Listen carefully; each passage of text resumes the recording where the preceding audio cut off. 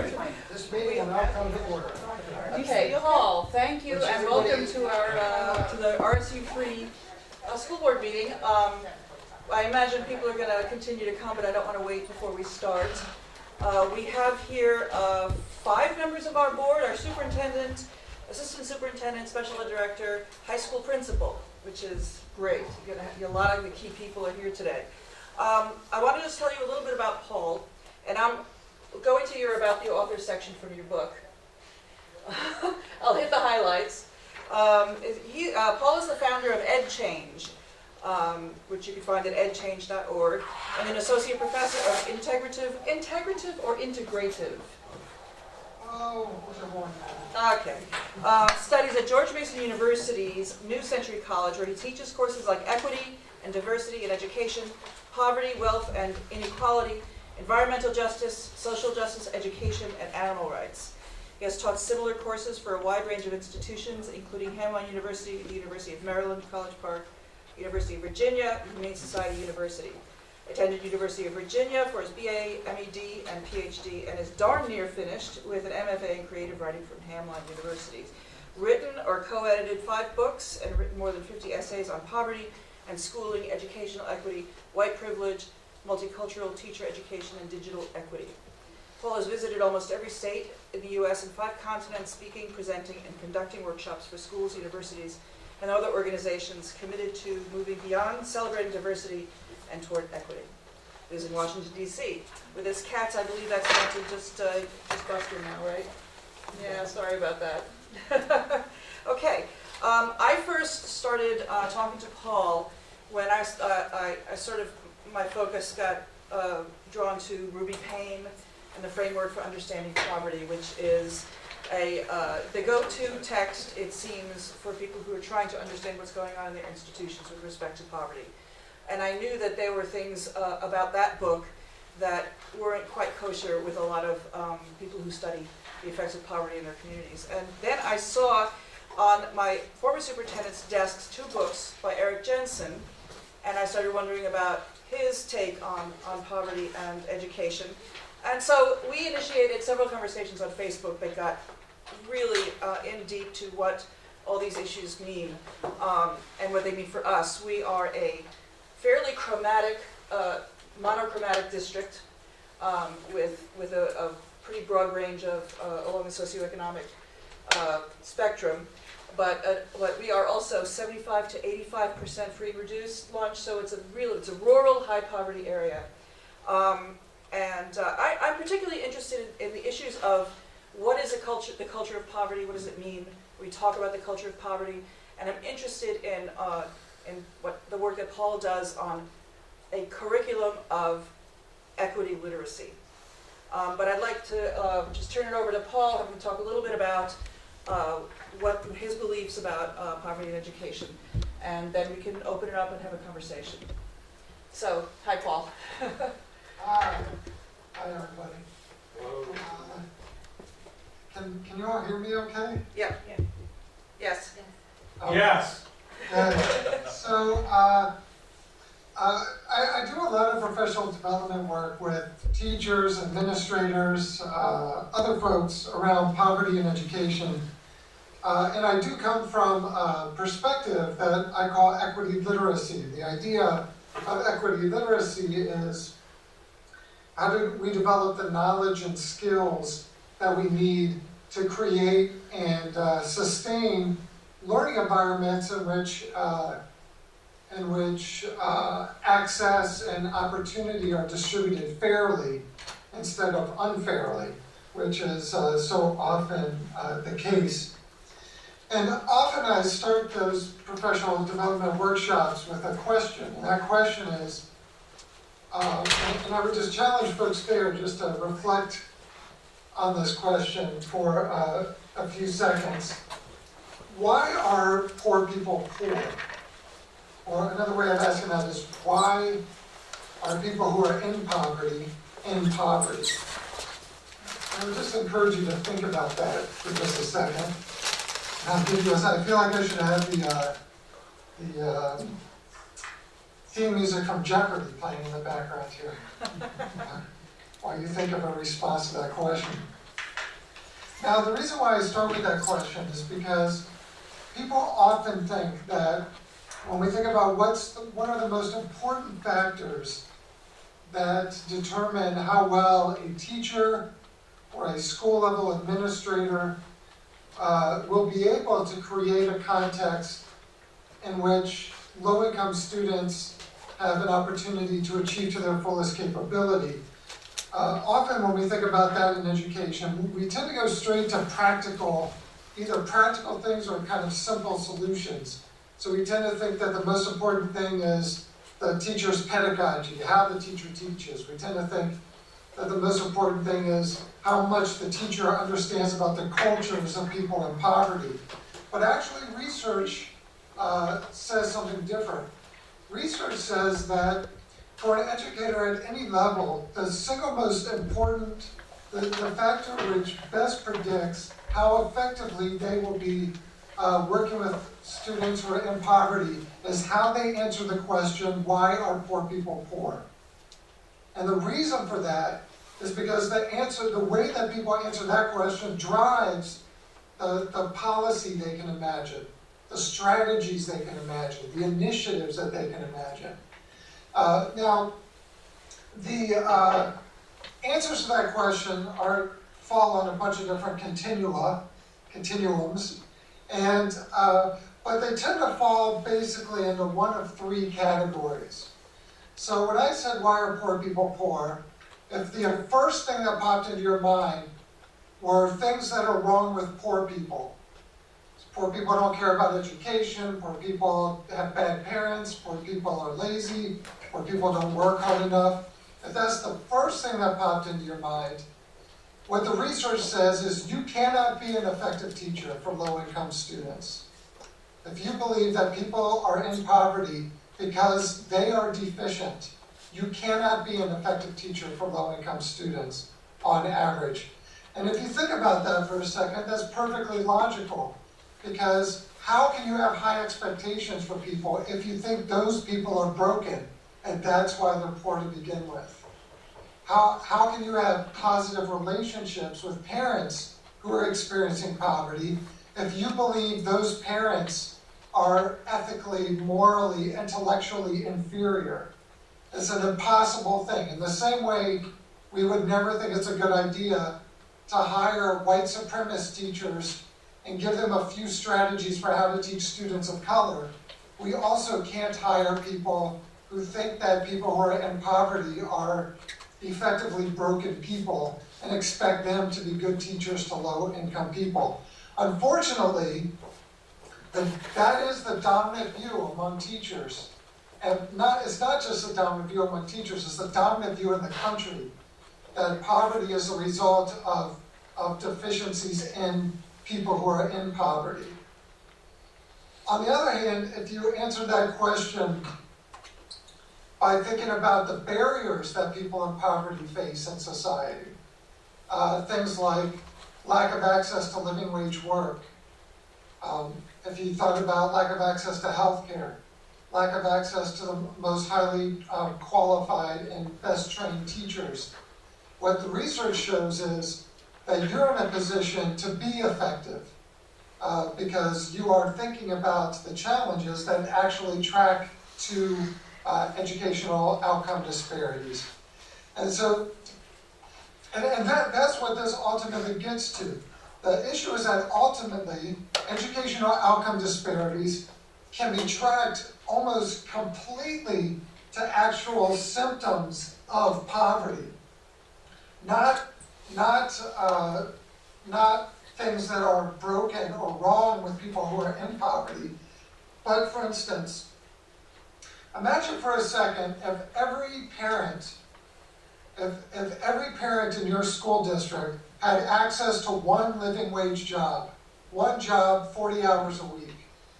I can come home at night, I can be with my kids, I can read to my kids, I can help my kids with homework, one job, 40 hours a week. How much of a difference would that one change make to educational outcome disparities? What research shows is that would make the most difference. That would make the most difference. What if every student in your district had access to high quality health care? How much of a difference would, including preventive health care, how much of a difference would that one change make to educational outcome disparities?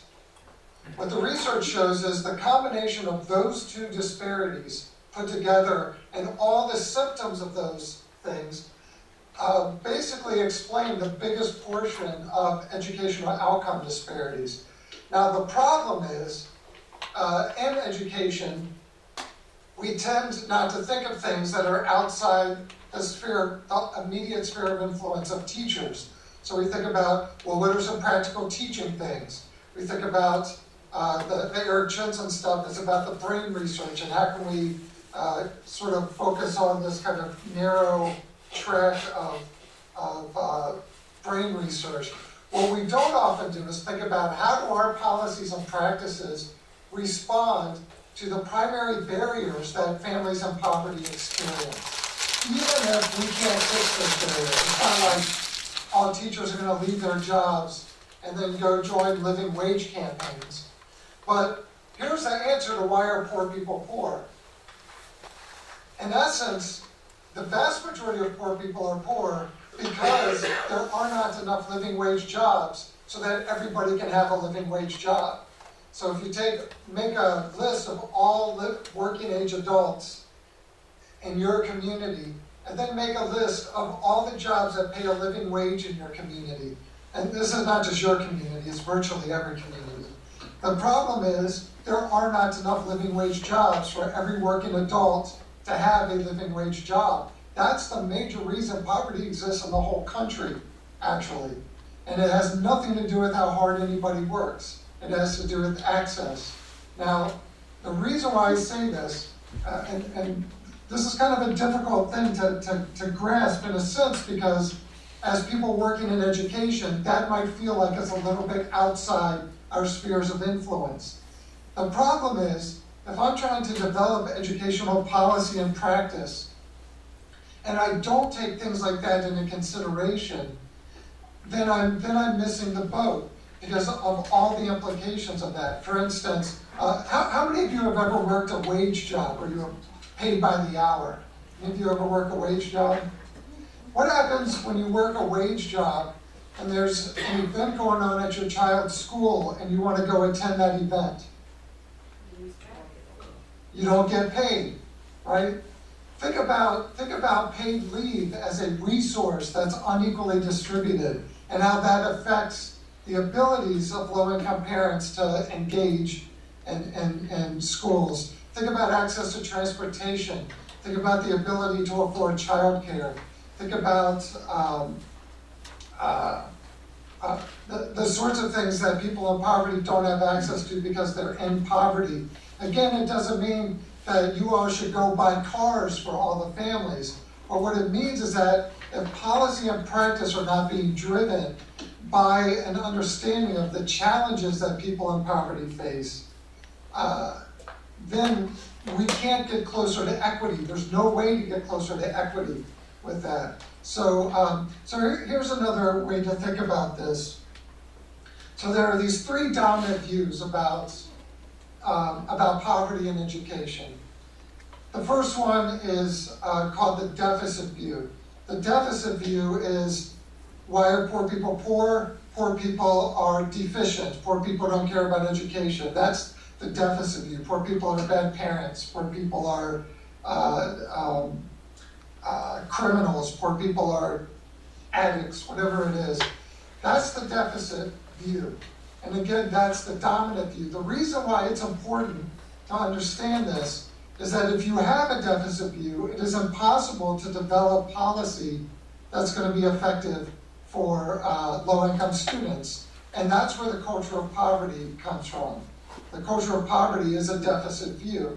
The focus is on, what assumptions can we make about people in poverty, and then how can we fix those things about people in poverty, rather than fixing conditions that marginalize people in poverty. That's the deficit view. In order to have the deficit view, you have to actually just pretty much pretend like these other conditions don't exist.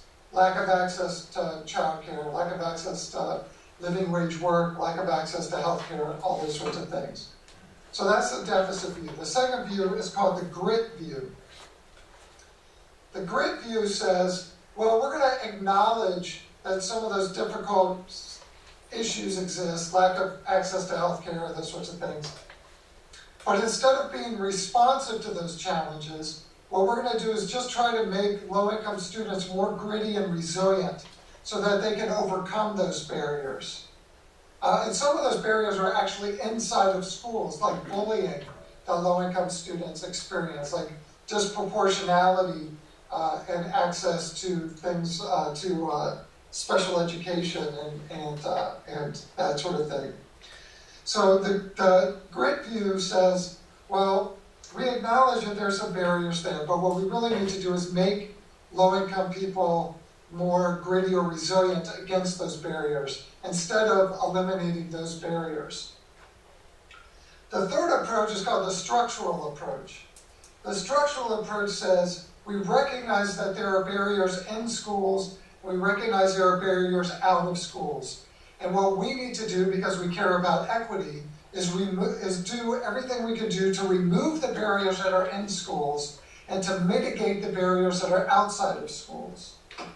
Right? So take for instance the example of family involvement, because everyone's seems to be pretty obsessed with family involvement as the example to demonstrate that people in poverty don't care. This is a fact, and we know it's a fact. Low-income people do not show up for school-sponsored events for family engagement at the same rate as wealthier parents. That's a fact. It's been measured 100 different ways. Everybody knows it's a fact. The reason why these three views, deficit, grit, or structural, are important is because the view that we take determines how we interpret that fact. And how we interpret that fact drives how we can respond to it. So if I'm taking the deficit view, and my belief is that poor people just don't care, and they're bad people, and irresponsible, and lazy, and whatever, and I say, okay, well, low-income parents aren't showing up. The way that I'm going to interpret that is, well, those parents don't care about their kids' education.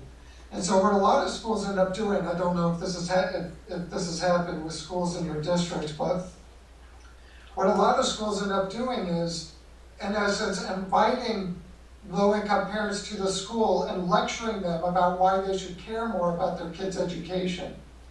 In which case, they've made two awful mistakes. One is that they've spent resources trying to solve a problem that doesn't exist. Poor people do not care about education is a problem that does not exist. We've known that since the mid-1970s, that people in poverty have the exact same attitudes about the value of education as wealthy people. And people misinterpret their lack of access and lack of opportunity for a lack of caring, or they misinterpret hopelessness as not caring. So one, we've just spent resources trying to solve a problem that doesn't exist. Two, we've just alienated our parents who are already the most alienated parents by blaming them for the problem of them not coming to school for those sorts of events. Now, if we take the structural view, we're able to take a step back and say, okay, do we have policy and practice that make family involvement accessible to low-income families? Or do we keep doing it in ways that are going to be accessible to wealthier families, but continue to be inaccessible to low-income families? For instance, do we do family involvement in a way that makes sense for people who can't afford childcare and don't have transportation and don't have paid leave and are very likely to be working multiple jobs and are very likely to be working evening jobs and are very likely to have experienced school as a hostile environment, both as students and as parents? Now, we might not be able to fix all of those things.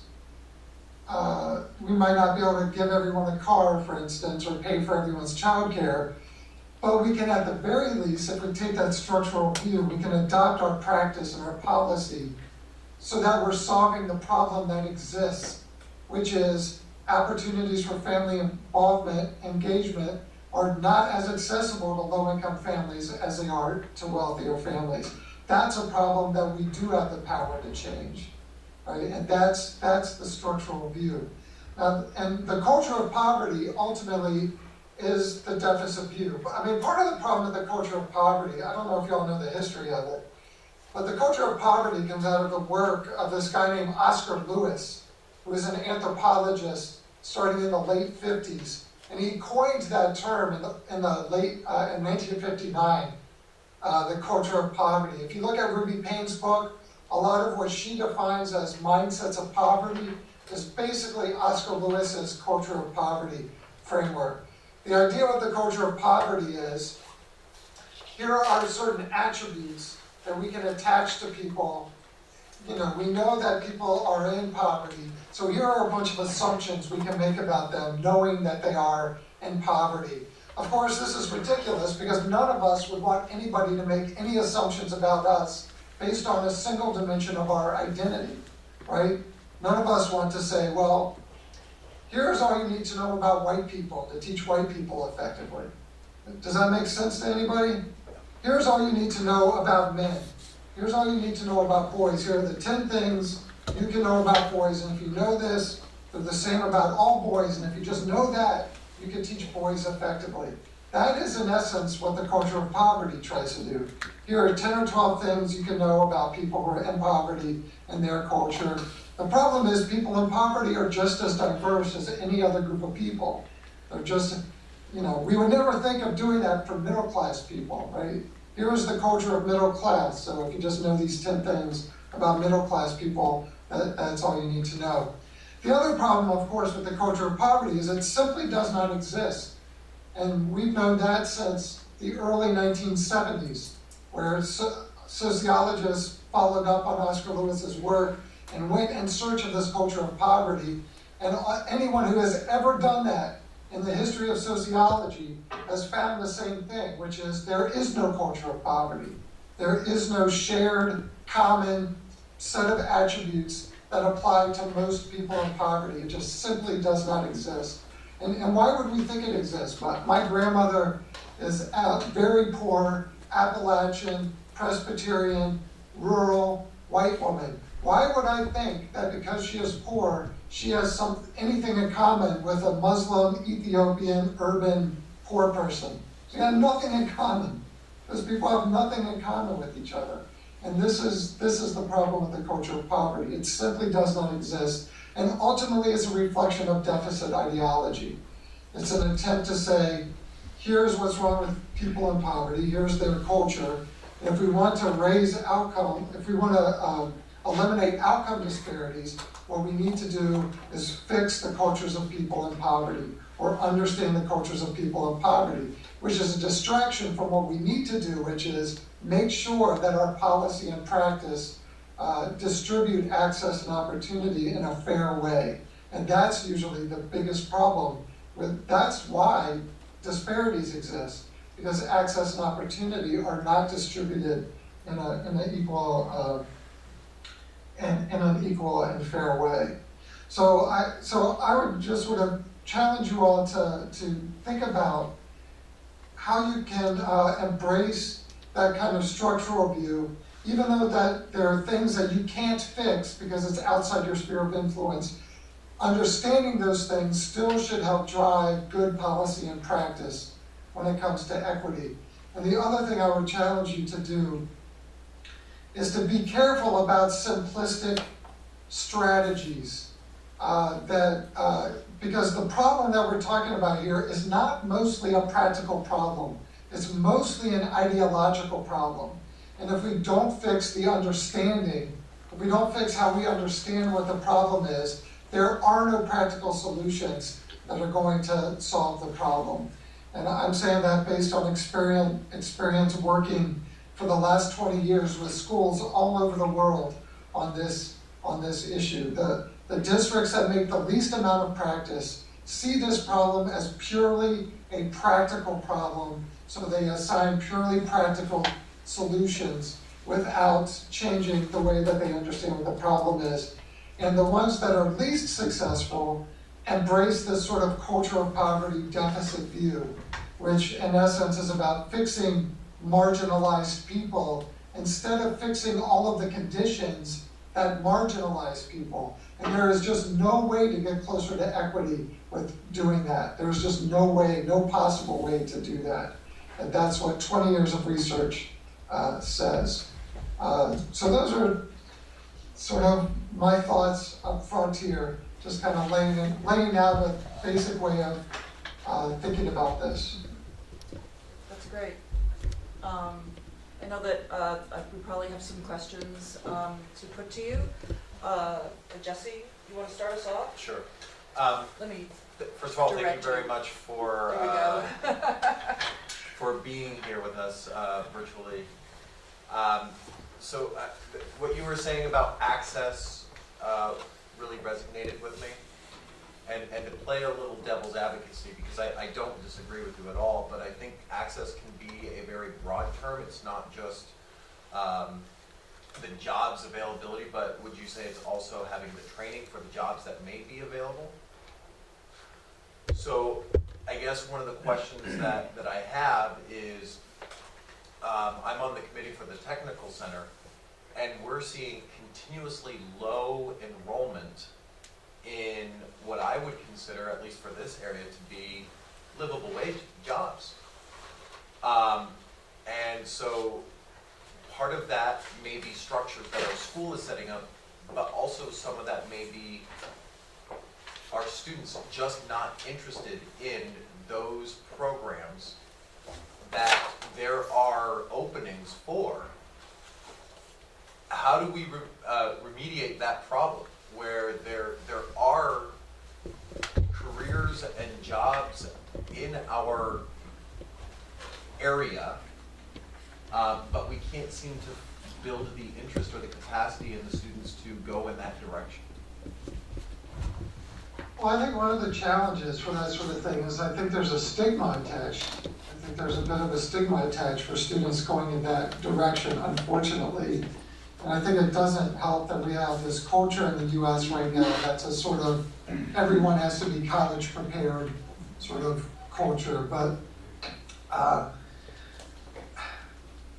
I don't know. I don't know if it's maybe starting earlier. I don't know all the context around it, but maybe starting earlier, making sure that, the problem for me, for instance, would have been, I came from this lower income, and then working class background, and I had teachers, the message that I got in school was really one that attached a stigma to technical education. So I don't know if that's part of it. I don't know if it's starting to develop students' interest in it earlier. I'm not sure. Yeah, the details. Do you feel like there's a stigma attached to it there? We have a very popular and well-run tech center but we're facing some unfilled spaces in that tech center. I think, we could, according to the administration there, we could serve at least 75 more students every year, including from the other schools that are in that regional cooperative.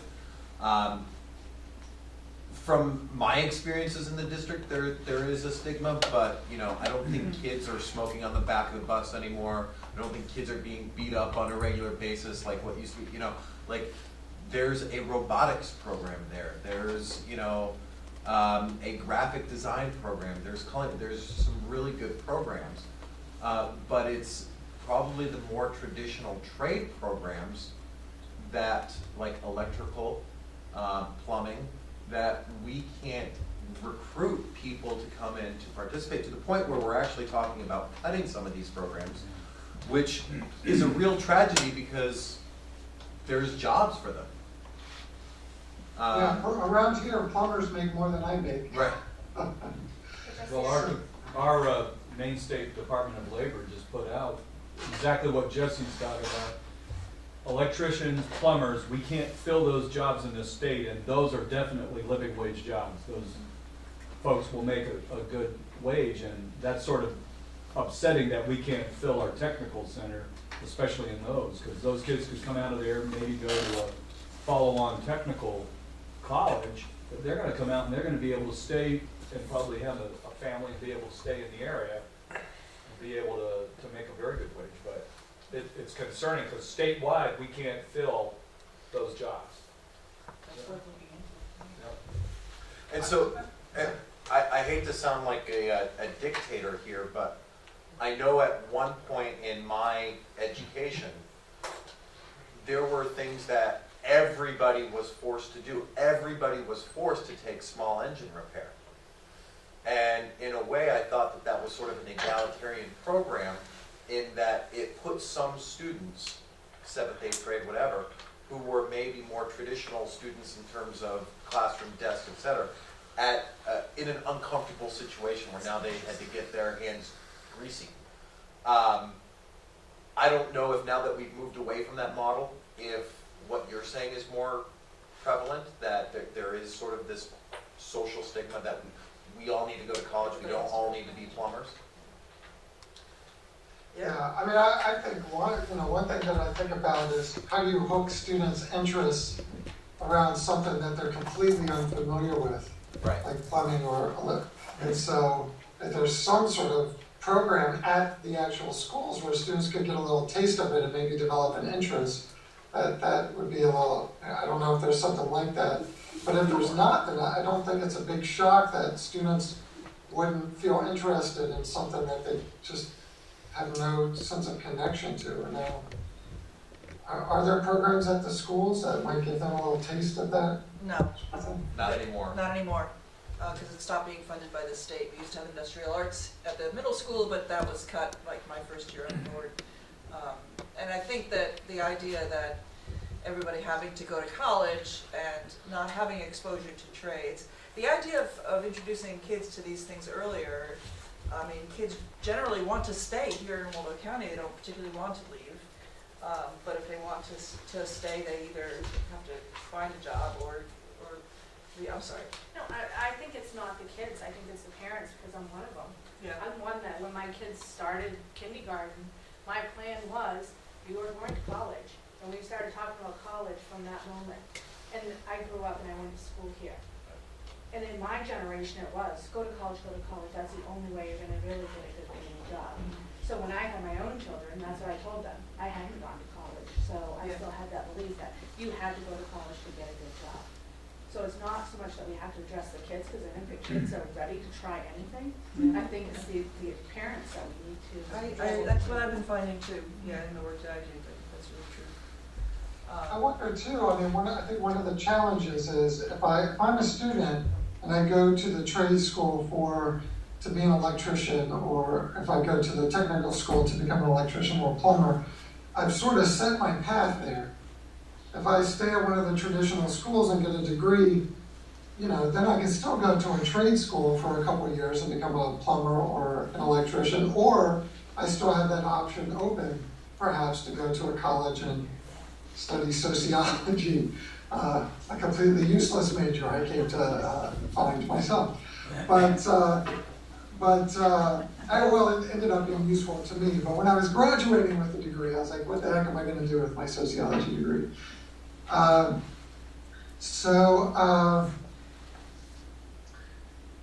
that's a tough thing too. I mean, the thing about equity is we want all the students to feel like they have an opportunity to follow the track that they want to follow, and they're going to be supported in that track. And I could see being a little resistant to wanting to track myself into the technical school at a young age, and I'm not getting into the good university. I'm not getting into the whatever university my parents want me to get in. I might feel like that's not going to be possible if that's the track that I choose.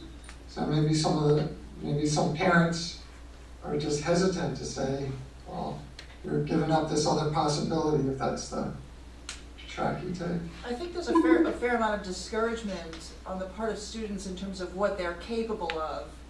I'm a broken record here, but I think that since test-based accountability has been upon us, then education in our schools has gotten less interested in kids as individuals with an ability to pursue what they're really interested in, maybe to find out earlier on. So by the time kids get to high school, middle school and high school, there is a phenomenon of having them be very discouraged about what they're capable of doing.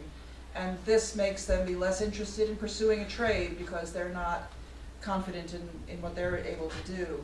And I think getting back to a kind of education where we can integrate interests in what they're learning early on would help across the board. Of course, we're a poor district, so we don't do well on standardized tests, and we constantly are under the hammer to get test scores up, which affects all students, but particularly students who come from poor households are affected by this. So it's just a phenomenon I've been noticing, is that people are not confident in what they're capable of doing.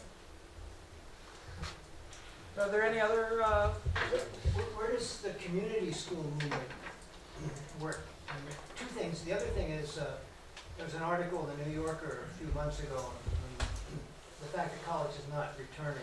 I think, as far as value, I think in the next few years, as far as looking at higher education, I think all society is going to, reevaluate where that's going, because there seems to be an implosion on that because of the debt and the fact that there aren't those jobs, and so why go into debt? And that may then make a broad spectrum of occupations far more, less derogatory to think of trade. Because I was one of those people that got a BA and then went back, and I'm making a hell of a lot more money with an AA I got years later than I ever did with a BA, And it was also more interesting the job I got. But that aside, addressing the community school attitude in regards to making the school, the facility, more open to the community, you see that allowing parents to come in here for not just because of their children, but for other reasons to make this less intimidating as an entity. Have you been working with community schools anywhere? Yeah, and I think that's a great area, a great thought, and people have different language for it. There are schools that see themselves as community schools, or there are things that people call wraparound services, so that the school provides things like health screenings and a food pantry and other sorts of things that might be helpful. But I also, just the notion of, that I don't want to get lost there, is the notion of community. Do the lowest income parents feel like they can walk into the schools and that they're not going to be humiliated? And often, ways that they get humiliated are subtle. They're not things that anybody's doing on purpose, and that's kind of scary.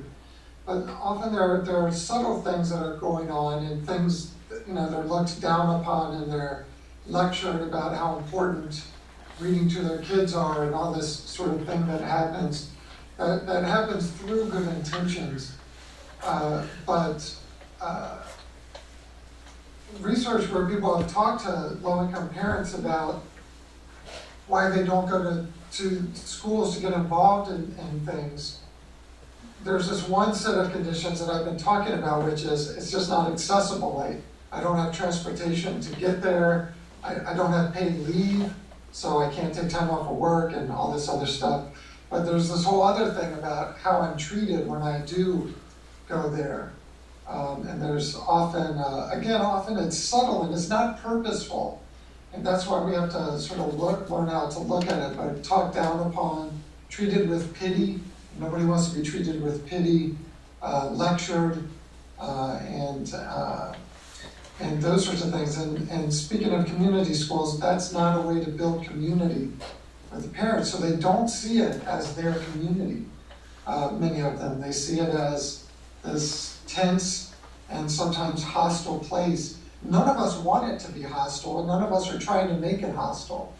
But often there are subtle things, I can think about for my own parents.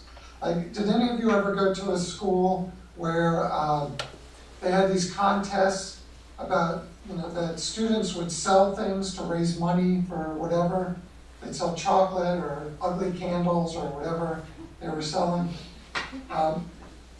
Or have any of you, do any of the schools in your district use completely online parent communication tools, like paperless communication with parents? These are things that schools do. It's not always the school itself. Sometimes it's the PTA or some other group that does it. And somebody in the room's got to talk about how, that the example of having kids sell things, that's humiliating for low-income students. Even something like, I show up the first day of class and the teacher says, let's go around and talk about what we did for summer vacation. No teacher does that and is trying to be hostile, but for low-income kids, that's humiliating. Show and tell can be humiliating for low-income kids. And so it's not these things that anybody's doing on purpose. It's things that we do that we end up creating a community that people feel excluded from, not because we want to, but either because we're taking a deficit view or we're not considering structural barriers or whatever it is. But to answer your question more directly, I think getting back to the notion of community schools is great, and I think wraparound services are great as well. I do think the danger of wraparound services is that we let the local and state and federal government off the hook for funding what they ought to be funding.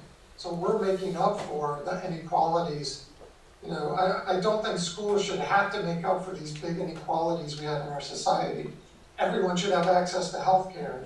Schools shouldn't be having to make up for the fact that we have an unjust society. And on the other hand, while we have an unjust society, it's really good for us to think about ways that we can mitigate those problems, such as having a food pantry at a school, having health screenings at schools, and those sorts of things. But the school doesn't have to pay for those, though. I mean, can't the community supply some of those funds, but use the facilities? I mean, that's part of the community school. That would be great. That would be great. That would be great to do that. You still generally will probably need some staffing from the school to staff whatever the things are. But if you can work with local organizations to do that, I know schools have done that, especially with health screenings and things like food pantries where the people in the district can donate stuff. And that sort of stuff is great as well. Wouldn't a food pantry, though, wouldn't that be patronizing to some people? I mean, there you have the distinction of poverty with a food pantry. I mean, I see that as a possible, a negative, conceivably. Or where do you see parents showing up to the school for food?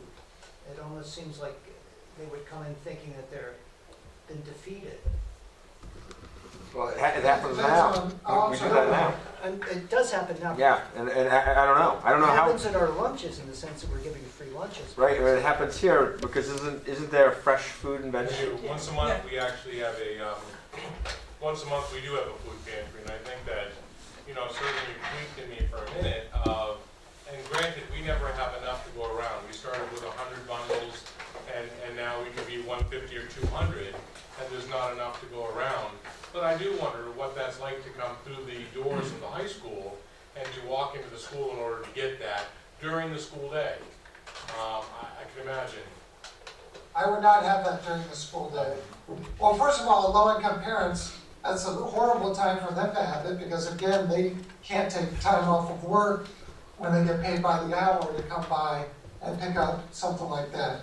But there's this notion that I talk about in the book, which is that we want to be careful not to put people in poverty in a position to have to perform their poverty. So we got to think about how to do things in a way that's going to be thoughtful about that. So you might have a food pantry that doesn't require parents to walk into the building or into a populous part of the building, Or you might have, things that we do to help students, like give them a backpack full of supplies or something like that. And to figure out a way not to do that in front of all the other students. If we have hungry families, we gotta put our heads together somehow and figure out a way. Hungry people can't learn well, so we gotta figure out some way to do that. And I think this again goes to why it's important overall to develop an atmosphere where parents feel welcomed. Because if they don't feel welcomed, then it's going to be horrifying for them, the idea that I have to humiliate myself by walking into this building and carrying out a bag of food. But I think there's a way to do it without asking people to publicly perform their poverty. And the same way in a classroom, I can remember being a student and a teacher saying, "Oh, who can't afford poster board?" Asking the students that. And then the students who couldn't afford poster board had to humiliate themselves. It was great that the teacher wanted to help, but they've got to figure out a way to do that. That's not going to force students to perform that. Also want to make sure with students who are on free and reduced lunch, there's often ways that that's handled that makes who those students are obvious to the other students, and that too can be pretty humiliating. Well, I think for our district, it's really helpful. We have a community eligibility program, so we don't have free and reduced lunch anymore. All Okay. students eat, period, at no cost to them. And I think that does destigmatize that, because I can imagine it's exactly what you're talking about. In order for you to get free or reduced lunch, you need to perform and you need to prove to somebody that you live in poverty. And I think that really does destigmatize that somewhat. Yeah, that's great. I think that the idea that there is no such thing as a culture of poverty would be a hard sell for a lot of people. People who are very well-meaning, but believe that they have observed it. And this goes across, the political spectrum. But I'd like to also address the issue of the culture in schools, of the perception of the people that they serve. I mean, you get anecdotal break room conversation about those families. That child, yes, that child comes from that family. So I'm wondering how you can influence the culture of a school to take a different view of the children that they're serving and the families that they're serving.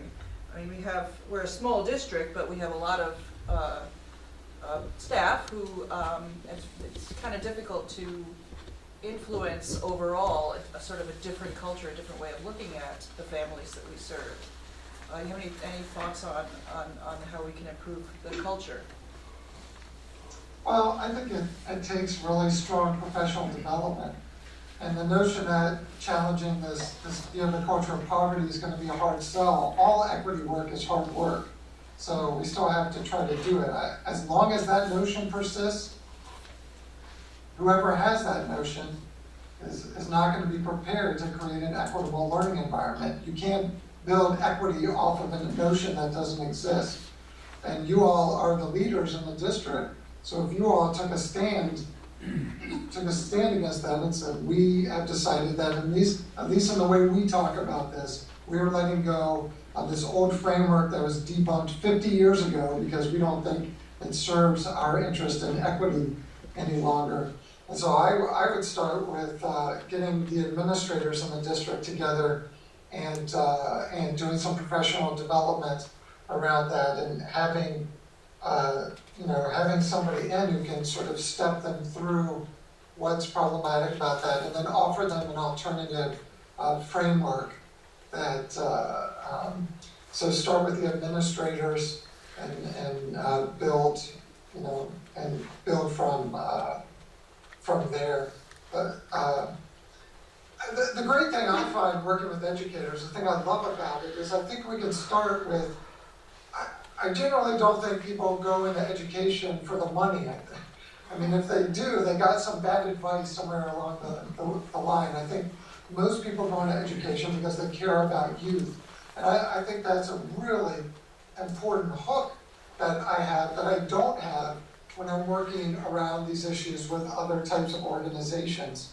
So I find that even teachers who have really wrapped themselves in the Ruby Payne stuff and the cultural poverty stuff, I find that if they can be engaged in a conversation that offers them an alternative way to look at it, and that they're provided with opportunities to understand why they might be doing damage when they don't even intend to do damage. I find virtually everyone I've worked with has ultimately been open to that. So, I think, like I said, the problem ultimately, in my experience, the problem is 90% ideological. And if you don't attack the problem there is no amount of practical strategies that will help solve the problem.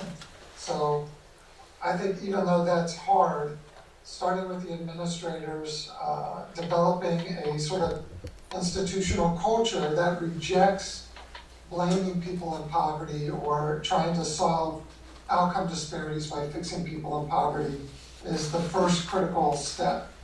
So I think that, and again, I think it takes very skilled professional development to be able to pull that off. I just don't think there's any other way to do it other than. We've had some professional development around the issues of poverty. It was within the district that I wasn't part of. Maybe one of our administrators could talk about. I know sometime in the last couple of years we've gone through some PD on education and poverty. Anybody participate in that? We're also doing some book studies right now. Glenn can talk about that. A couple of our schools are doing book studies on this. Yeah, well, last year the administration did a study on engaging students with poverty in mind, and we're doing a book study at one of my schools around another Eric Jensen book. So that's been helpful, having those conversations and just thinking about how we do what we do and how we might do it a little bit differently. But that's about it at the administrative level and at the school level. Has there been any discussion about generational poverty? I mean, Waldo County is historically a poor county. Right. I don't know if there have been discussions among staff about the issues of generational poverty, but I think that maybe you could talk about generational poverty and sort of conflating that with culture of poverty, what's going on with families that are just, parents, children for generations. Yeah, I think again, it's a matter of knowing how to interpret that. I think if I start with the deficit view, I'm going to interpret that as, well, parents are passing down bad behaviors and bad attitudes to their kids. Another way I can look at generational poverty is generational inequity. So inequity is passed from generation to generation. My own family spent several generations as coal miners, and there's not a person sitting in that room that can convince me that they stayed in poverty through all those generations because they didn't work hard or because they didn't care about education. They were in poverty. They worked harder than basically anybody. Coal mining not being a very good profession for lazy people. They worked harder than anybody I know, and they remained in poverty. So I think generational poverty, of course, is a real thing that exists. The question is, how do we interpret the existence of that? Do we take a culture of poverty approach, which again I think mistakes the symptoms of poverty with something that's inherent in people that creates the poverty, rather than, there's a limited number of jobs that go around that pay people enough to not be poor. So it doesn't matter how hard people work, there's going to be a big percentage of poor people in virtually every community. Do we recognize how that is passed down? And we need people working in the coal mines. So who's going to work in the coal mines if nobody's poor? That sort of thing. We've always talked about the cycle of poverty, breaking the cycle, and how do we break the cycle with this generation. And that does smack sort of the culture of poverty, since what we're doing is we are taking an individual and in effect fixing them and raising them up through education, and that's very liberal. I mean, raising somebody up and out of poverty through education is something that, I mean, it's very virtuous, but in essence what we're doing is we're breaking something that family got involved in that they can't themselves get out of. Yeah, well, in essence, the hard way to think about this, if I think about individual people in poverty and individual families in poverty, then it's really easy to grab onto this idea that if we can just get them to work hard and play by the rules, we can get them out of poverty. If I think of poverty as a structural problem, that no matter what, there are going to be people in poverty in this country. No matter, we help one family out of poverty, we still need someone else to work in the coal mine. We still need someone else to sweep the streets. We still need someone else to clean the bathrooms. We still need somebody to clean the schools in your district. And I would venture a guess that the people cleaning the schools in your district are generally people who are not making a living wage. That's true of most people cleaning schools in most districts. And there are going to be people doing that no matter how many individual families we raise out of poverty. And if you start to think of it like that, then you say, okay, we need solutions that are bigger than helping this family and helping this family and helping this family. We need to change the rules of the game. We need to change the conditions that exist. And I think that's a really, that's a way to think about inequity in a big societal way. For instance, if we don't insist on living wages for jobs, we are going to have poor people. And that's it. We are going to have poor people. But it's also an interesting way to think about how we go about crafting policy and practice in schools. So are you developing policy and practice that you think is going to save this low-income student, this low-income student, and that low-income student? Or are you thinking about how can we redistribute access and opportunity across the district so that everybody has, so that the people who traditionally have had less opportunity end up with more opportunity? How are the best teachers distributed in the district? How is the best pedagogy distributed in the district? How is opportunity for family engagement distributed in the district? All of those sorts of things. And my experience working with schools and school districts is that's the critical shift. If you can start thinking about it that way, then it's about what are the policy and practice that we can change. What are the things that we can change about what we're doing within our sphere of influence, rather than how can we change poor people so that they can adjust to a system that doesn't give them a fair opportunity to begin with. And it's basically, equity is about having the will to do that. And unfortunately, most districts don't have the will to do that. But you can decide that you have the will to do that. Could you talk a little bit about your curriculum of equity literacy? You have a curriculum that you recommend that actually teaches students about the causes of poverty and where it comes from and how it continues. Well, equity literacy basically was a framework that is a model, in essence, that was created because of the prevalence of models that are built around culture, like cultural competence, culture of poverty, cultural proficiency, all of those sorts of things that schools are using. Equity literacy is about how do we make sure that we keep equity in the center of the conversation instead of culture. So equity literacy basically is the knowledge and skills that teachers need in order to create equitable learning environments. And there's sort of 4 dimensions of equity literacy. One is the ability to recognize inequity.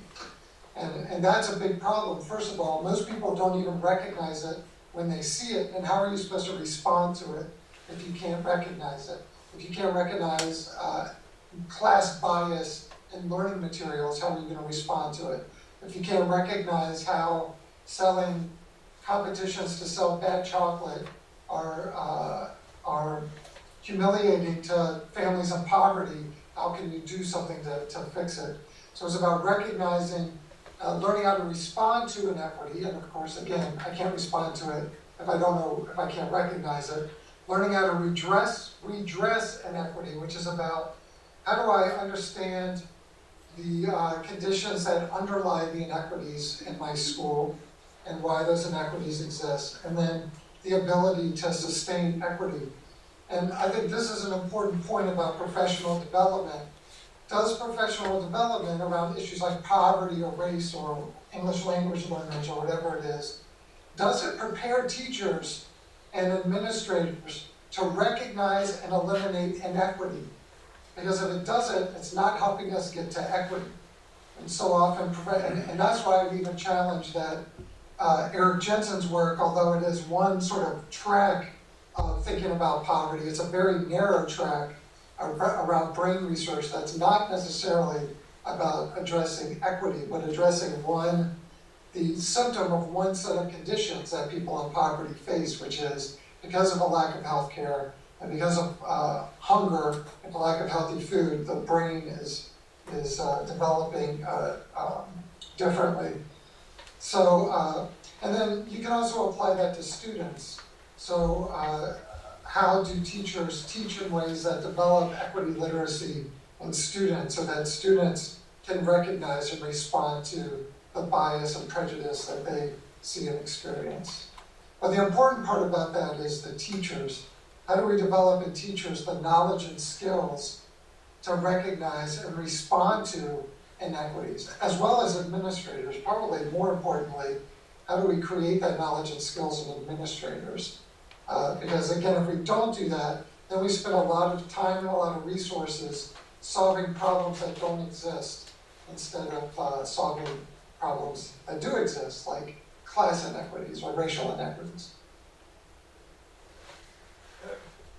Two questions. One is full employment in a capitalist society. Well, first of all, the board is not going to attack systematic problems within the economy. And we have to have some kind of policies to work with what we have, to do the best we can. But the other thing is, are there models out there that you've seen? I mean, it would be great if we had full employment and a living wage. It'd be wonderful. Again, the board can't do that. But what models, since you worked internationally and nationally, where have you seen models that work? I'm going to respond to your first point again, because it's interesting how we hear things. Like I've said, I say this over and over, and I think people don't hear it. The structural view does not mean that you as a board have to take on big societal issues. The structural view means if you don't recognize how those structural issues are impacting the parents and students of your district, it's impossible to create equitable policy and practice. It's not about taking stuff that's outside of your sphere of influence and fixing it. It's about recognizing, for instance, a policy that immediately punishes students after a certain number of, after coming to school late over a certain amount of time, which a lot of districts have, is fundamentally unfair to people who do not have access to health care and access to transportation. And it's very easy to develop, so it's not that you have to give everyone access to transportation and health care, but if you don't understand what it means to your students not to have that access, then it's going to be hard to develop equitable policy or practice within your sphere of influence, which is the school system. So that's what the structural view is about. Not fixing the big structural thing, but taking that into account, taking those things into account, because those are the biggest barriers that low-income families face right now. So how can you take them into account? In terms of what works, gosh, I wish I could point you to a district that's doing great work around this sort of thing. I've seen districts that are doing some things pretty well for a while. What's the name of that county? Montgomery County in Maryland was doing some really great things in terms of doing what I'm talking about, redistributing access and opportunity, rethinking how they do family engagement and stuff like that. Unfortunately, the superintendent moved somewhere else and everything, and they stopped doing all the good things they were doing. Some of the districts that I've seen that are doing the best work are actually in Canada, aren't in the US. Trying to think of, I could, maybe I'll spend some time looking and I could send some suggestions of districts that you can look at that are doing some good long-term work around this stuff. I'm just having trouble off the top of my head naming them right now. Any more questions or subjects to address?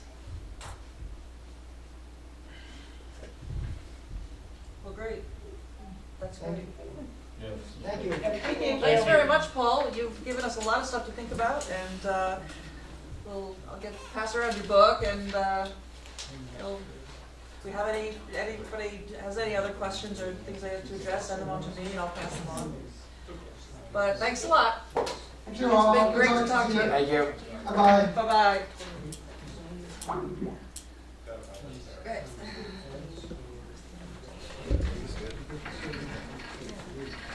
I have a copy of the book, actually, it's on my iPad, so I can. Just the workshop? In action. Homeland Security grant funding that comes in from, I'll come back. I thought it was like, but I'm sure this there's meeting others. next week.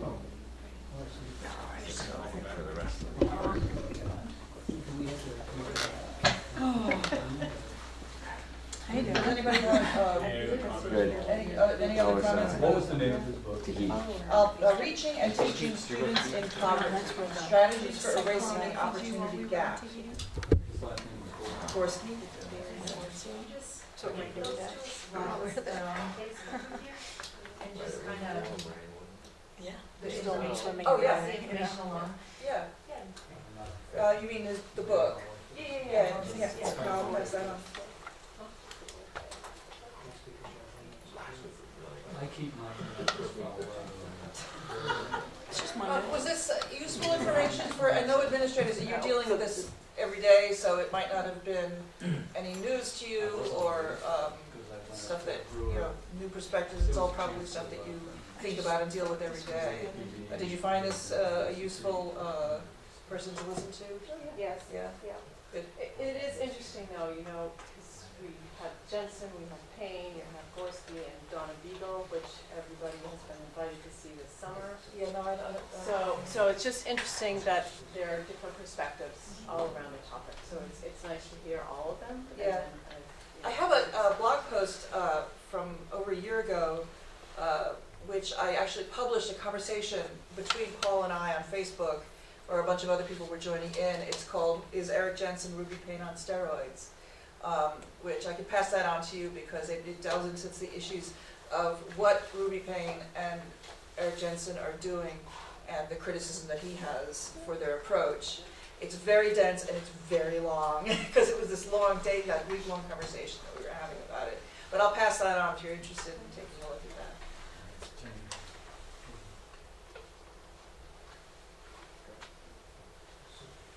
Thank you for April. I am. Hi. Long time no Hi, Rachel. Are there I did think I Jesse's thought point this was is, just like is our regular Yeah. meeting, so Yeah. I thought And I it was think, like 10 you minutes know, late. obviously, he's a very accomplished author. I think you guys touched on it too, because, there are jobs here. And so it's the health access thing. It may not be accessible to maybe not to the adults, because maybe the training may not seem accessible, but it is to our kids, right? So, I guess, and I find the idea of, maybe need to be exposed, to this prior. Earlier, yeah. But also, I think that, a lot of kids just don't know what's available to them. When we start talking about, whether it's, the plumbing and the electricity, or even like with kids that have an interest in computer science. I mean, I went to a conference this fall, and it's like 3,000 computer science jobs, like in Phil, and they pay well.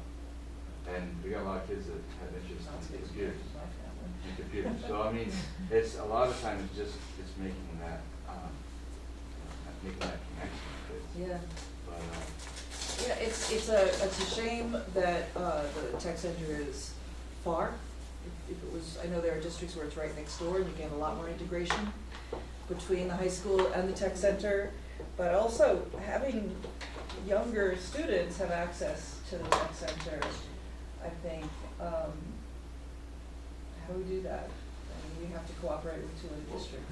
And there's something, and I don't wanna criticize administration in any of the buildings, but there's the but coming along.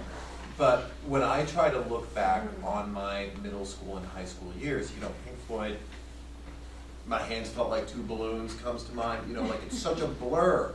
And I was clean, you know, so like the idea that an 8th grader is going to carry that knowledge of what the tech center has to offer, Yeah. you know, for 2 years or Yeah. 3 years until they're a junior, I think is ludicrous. And then they said, well, we're gonna back it down, we're gonna start at 5th grade. So that's great, we're bringing 5th graders over, and then there's a 3-year gap between 5th grade and 8th grade that, I mean, stuff changes all the time, right? We didn't have the front street shipyard as an option 3 years ago. You know, so all this stuff changes, and I don't know that bringing them in for a whirlwind tour every 3 years is really establishing that basal level of awareness of What do you of think? what's there. What's that? What do you think, though, what's the thoughts of the alternative? If we have Well- spaces to fill, why don't we fill them with middle school students Huh? on freshmen? How about 9th and 10th grade? Yes, Really? really, let's start there. Yeah, I hear all kinds of ideas. Summer programs for 8th graders, a week-long summer programs. You know, I mean, to get to your question, yeah, I would start with the 9th and 10th grade. But I know I did a summer technology course at the Hutchinson Center with Kern and Kit Kelly. And he revamped his middle school program that instead of industrial arts, it's integrated technologies. So they were building skateboards and auctioning those off to like give money to the VA system.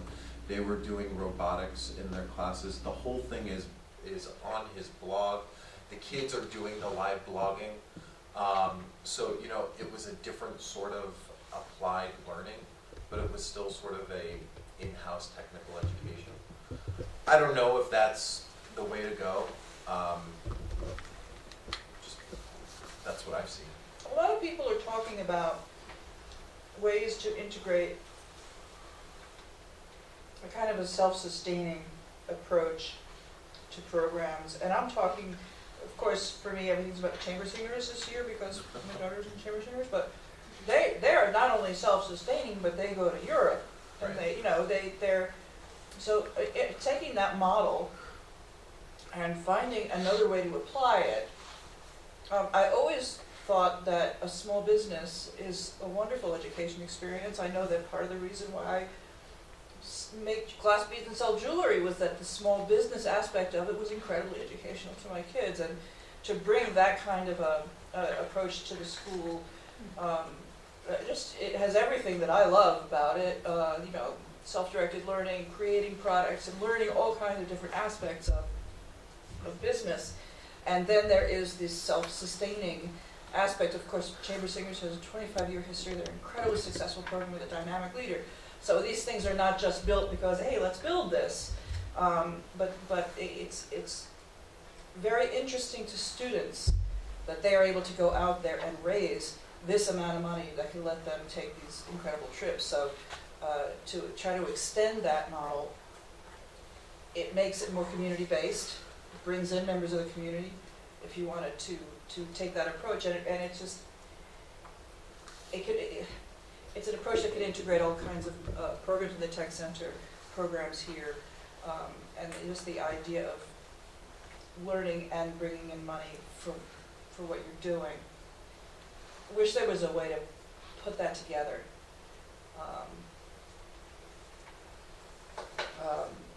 In a way that could show kids what they're capable of doing, and have them build accomplishments that they can move forward with. I guess on that note, you know, like a tangible, real thing, I would start touring the shipyard, because we know that they have that Norwegian contract. That's something that is happening. They are apparently asking the tech center regularly for interns.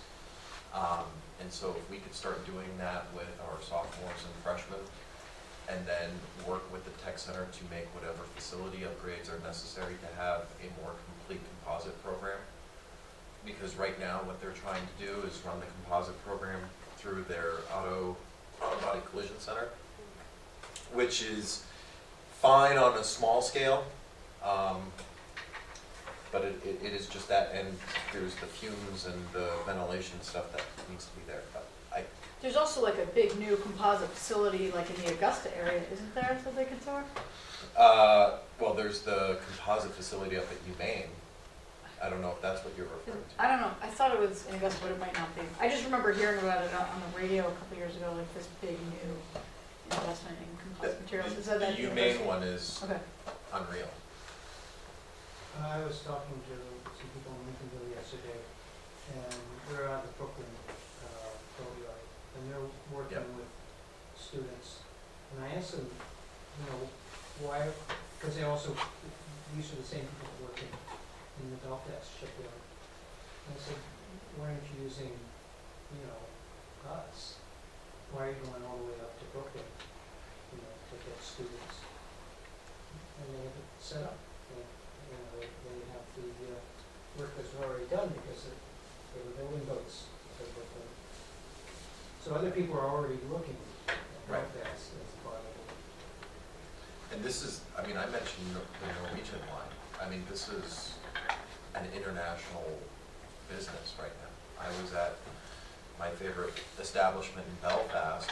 You know, there was a band there, and there were a bunch of South African people who were on crew for one of the boats, and there was like 50 people on crew who were just hanging out in Belfast because this yacht boat came to the shipyard because we're the only place that has the lifts that can do it. Yeah, I met guys from away when I was there as well.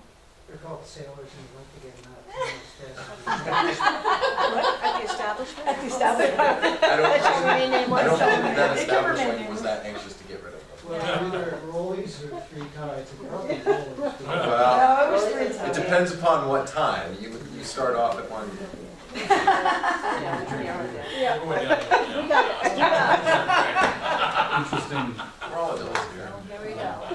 So, no, Nobody's taking minutes, so, okay. Just video evidence, that's all. Oh, yeah. You can delete that, right? Yeah, I can. He's actually streaming. Streaming live. Yeah, it's live right now.